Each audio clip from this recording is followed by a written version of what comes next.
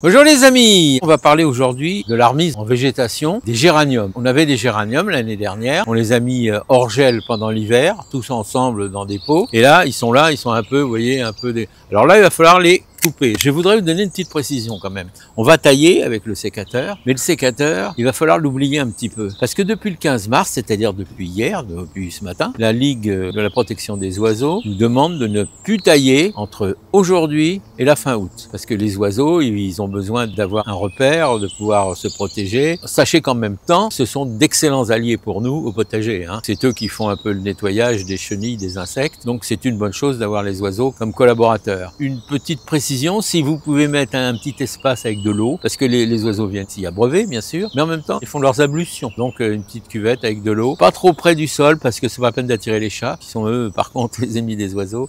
Donc on les met un peu en hauteur, et voilà. Donc on les coupe, vous voyez, c'est un peu des échalades, mais c'est pas la peine de tout couper, on coupe tout le bois un petit peu abîmé. Donc on a effectué une coupe à peu près régulière, surtout nos géraniums, on va pas les laisser trop longtemps sécher. On va donc maintenant les remettre en jardinière. Moi j'ai récupéré tous mes restes de terreau que j'avais, du semis de bouturage, du terreau horticole et tout. J'y incorpore un fumier de cheval. Quand nos jardinières sont prêtes, on va replanter dedans les géraniums. Une fois qu'on les aura bien nettoyés, couper un peu les racines, hop, direction emplacement définitif. Donc elles vont passer l'été là-dedans. Alors 3 dans ces jardinières-là, c'est déjà bien. Quand on a terminé d'éplucher bien ces géraniums et d'avoir rempli les jardinières, vous voyez, on les met comme ça, on en met 3, 4 selon la jardinière, si elle est très grande, selon les pieds aussi. Tout ça, c'est des géraniums qui ont bien entendu fleuri l'année dernière sur la terrasse et l'année d'avant. On les rentre l'hiver, je les ai mis dans le garage. Donc c'est pour ça qu'ils ont des formes un petit peu montées, un peu étiolées comme on dit. Mais ça, c'est pas grave, ça va revenir très vite. On va avoir une belle saison qui va redémarrer grâce à ça. Je vais aussi vous montrer ce qu'on avait hiverné, du lin de Nouvelle-Zélande. Alors ça, c'est un petit peu plus particulier. En fait, c'est joli parce que vous voyez, les feuilles sont panachées en rouge, en jaune. Ça fait des superbes trucs. Donc, ils sont bien conservés. Ils ont beaucoup de racines. Donc, on va quand même diminuer le volume des racines, comme ça.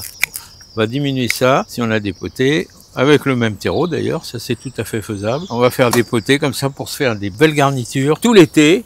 Alors l'intérêt du lin de Nouvelle-Zélande aussi, c'est que ça demande peu d'humidité, peu d'eau. Alors si on a des canicules comme l'année dernière et comme les années précédentes, et ben ma foi, on n'aura pas besoin d'arroser énormément. Ça c'est quand même intéressant. C'est pas le tout de planter des trucs, mais si c'est pour qu'ils soient complètement desséchés, c'est pas le but. Là on se fait des belles potées, en pied de marmite ce qu'on appelle, par 3 comme ça.